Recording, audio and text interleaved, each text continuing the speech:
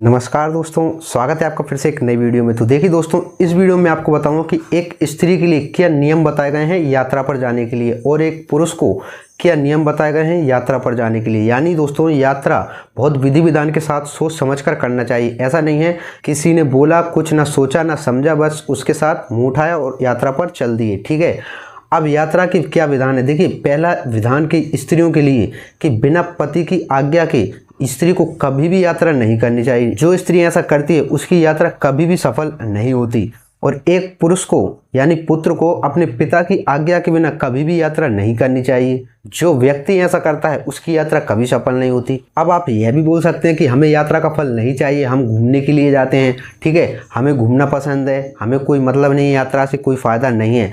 तो जब आपको यात्रा पर फ़ायदा नहीं है तो आप यात्रा के स्थानों पर घूमने के लिए क्यों जाते हैं। आप घूमने के लिए ऐसे स्थानों पर जाइए यहाँ पर कोई भी तीर्थ यात्रा ना हो, कोई भी प्रसिद्ध मंदिर ना हो, तो इस जगह पर घूमने जाइए। अगर आप इन क्षेत्रों में घूमने के लिए जाते हैं, जैसे अमरनाथ यात्रा हुई, केदारनाथ हुआ, इन जगहों पर आप घूमने जाते हैं तो वह एक आपकी यात्रा ही मानी जाती है। और जो व्यक्ति घूमने के लिए उद्देश्य से वहाँ पर जाता है तो उसका क्या परिणाम होता है, और आप इस विधि विधान के साथ अगर यात्रा नहीं करते तो आपके साथ क्या विधान है, क्या उल्टा पड़ सकता है, यह आप जानकारी इस वीडियो में जान लें।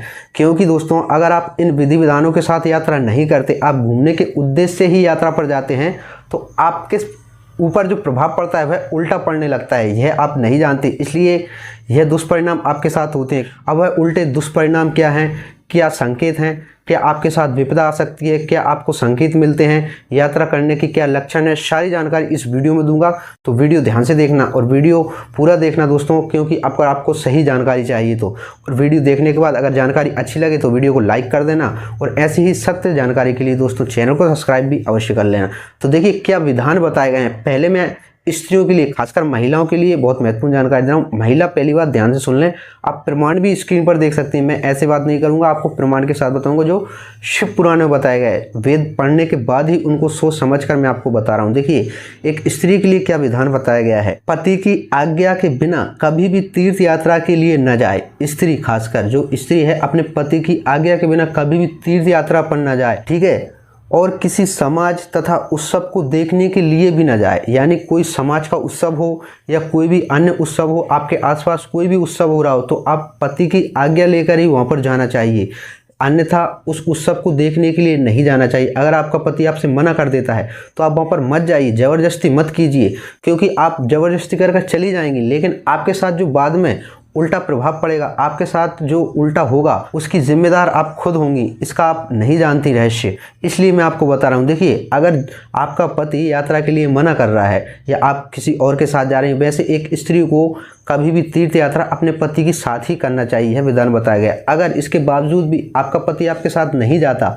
और आपकी तीर्थ यात्रा की इच्छा है, ठीक है, अपने पति ने आपसे बोल दिया, तो आप जा सकती हैं। आपको उस यात्रा का पूर्ण फल मिलेगा और आपका जो यात्रा है वह मंगल में होगी। अगर आप पति की मना करने के बावजूद ही यात्रा पर जाती हैं और वहां से जब वापस आती हैं तो आपके साथ क्या दुष्परिणाम होते हैं, यह जानिए आप। देखिए, पहली बात कि अगर पति आपका यात्रा के लिए मना कर देता है तो आप वहां पर मत जाइए, क्योंकि एक स्त्री का पति परमेश्वर बताया। पति परमेश्वर क्यों कहा जाता है, क्यों बताया जाता है, क्योंकि स्त्री के पति में ही उसको संपूर्ण तीर्थ, देवी देवता सब समझना चाहिए। क्योंकि देखिए, इसमें बताया गया है, जिस स्त्री को तीर्थ यात्रा की इच्छा हो वह अपने स्वामी का चरणामृत लेकर संतुष्ट हो जाए, क्योंकि पति के चरणों कदम में सभी तीर्थ एवं क्षेत्र निवास करते हैं, इसमें संदेह नहीं है। क्योंकि एक स्त्री को अपने अगर यात्रा की अभिलाषा है और पति ने मना कर दिया और आपके मन में वहाँ पर बहुत इच्छा है जाने की, यात्रा करने की, तो आप अपने पति के चरण कदम का चरणामृत ग्रहण कर लीजिए। इससे क्या है कि आपकी जो भी वहाँ पर जाने की इच्छा है वह आपकी यहीं पर पूर्ण हो जाएगी और जो यात्रा का फल है वह आपको यहीं पर प्राप्त हो जाएगा। यह एक स्त्री का विधान है और यही नियम है एक पुरुष के लिए। एक पुरुष अपने माता पिता की आज्ञा लेकर ही कभी भी यात्रा पर जाए, अन्यथा उसकी यात्रा कभी सफल नहीं होगी और उस यात्रा का उसको कोई भी पुण्य फल लाभ नहीं प्राप्त होगा। देखिए, जब भी आप यात्रा पर जा रहे हो, अपनी पत्नी के साथ जा रहे हो या अकेले जा रहे हो, तो अपने माता पिताजी की आज्ञा लेकर ही यात्रा पर जाना चाहिए। अगर आपके माता पिता आपसे मना करते हैं तो नहीं जाना चाहिए ज़बरदस्ती। अगर जाते हैं तो उसका आपको कोई भी फल प्राप्त नहीं होगा। ठीक है, और आपके पिताजी ने आपसे बोल दिया तो आप जाइए, आपकी यात्रा मंगल में होगी, क्योंकि उनका आशीर्वाद ही एक बहुत महत्वपूर्ण होता है। और सबसे महत्वपूर्ण बात, अगर एक स्त्री अपने पति की आज्ञा लेकर भी तीर्थ यात्रा करती है और एक पुरुष अपने माता पिता की आज्ञा लेकर भी तीर्थ यात्रा करता है, और तीर्थ यात्रा पर अगर कुछ यह 3 गलतियां हैं जो मैंने पीछे वीडियो में बताई हैं यात्रा के नियम, अगर यह 3 गलतियां अगर आप यात्रा पे भी करती हैं तो आपके साथ क्या घटनाएं हो सकती हैं, यह आप बहुत महत्वपूर्ण जानकारी जान लीजिए। क्योंकि यात्रा पर जाने से पहले कुछ नियम हैं। यात्रा पर आपको ऐसे कार्य हैं जो करना ही चाहिए, अगर आप नहीं करते तो आपके साथ बहुत बड़े 2 कारण बन सकते हैं। उन कारणों को जान लीजिए। देखिए, एक व्यक्ति प्रतिदिन यात्रा पर जाने से पहले आपको पहले कार्य प्रतिदिन स्नान करना चाहिए। जितने भी दिन आप वहाँ पर रुके हैं, 3 दिन, 4 दिन, 6 दिन, जितने भी दिन आप तीर्थ स्थान पर रुके हैं, तो आपको क्या करना है, पहला कार्य कि प्रतिदिन स्नान करना चाहिए। अब का बात ये आती है कि अगर जल की अवस्था कम हो, यानी आपकी ऐसी अवस्था बन जाए कि आपको जल ना मिले स्नान करने के लिए, ठीक है, या आप बीमार दुखी हैं, आप स्नान नहीं कर सकते, तो इसका भी विधान है मंत्र स्नान, यानी बिना जल के भी मंत्र स्नान किया जा सकता है। मंत्र के साथ कुछ बूंदें अपने ऊपर छिड़ककर और मंत्र का उच्चारण करके वह मंत्र स्नान किया जा सकता है। अब मंत्र स्नान किस प्रकार करते हैं इसकी वीडियो मैंने पीछे बना दी है, अब देख लेना, बहुत महत्वपूर्ण जानकारी। तो यह है पहला विधान। दूसरा है दोस्तों कि आपको यात्रा पर कुछ ना कुछ थोड़ा बहुत दान अवश्य करना चाहिए।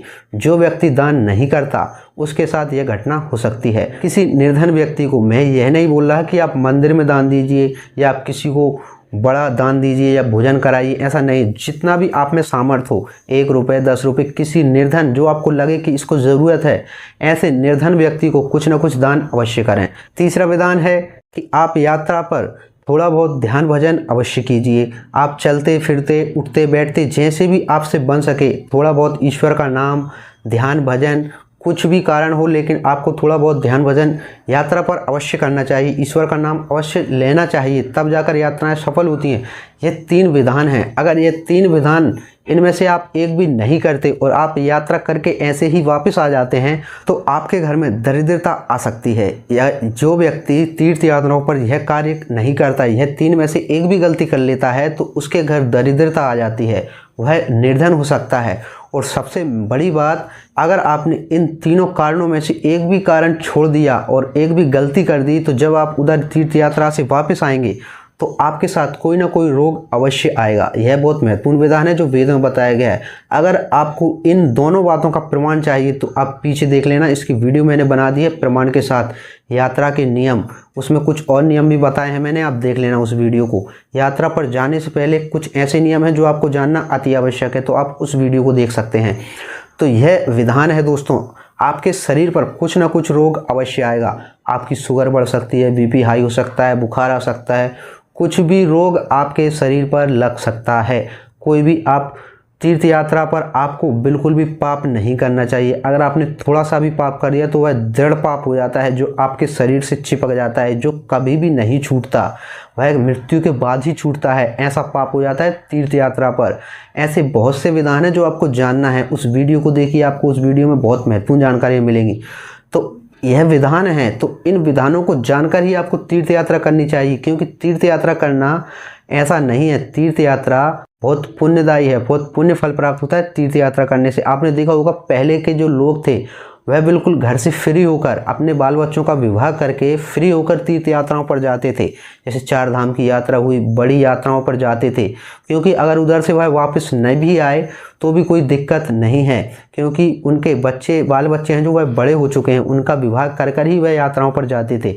आजकल हम क्या है, छोटे बच्चों को साथ लेकर ही चल देते हैं, ठीक है।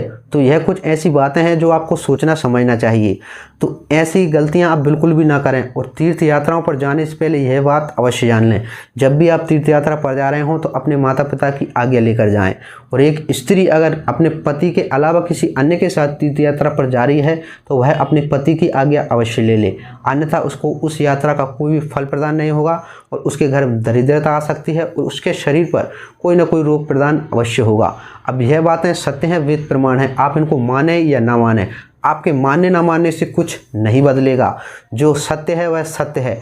आप ये सोचते हैं कि ऐसा कुछ नहीं होगा तो आप खूब जाइए, और इसके बाद जब आपको कुछ होगा तब आपको यह इन बातों का एहसास होगा।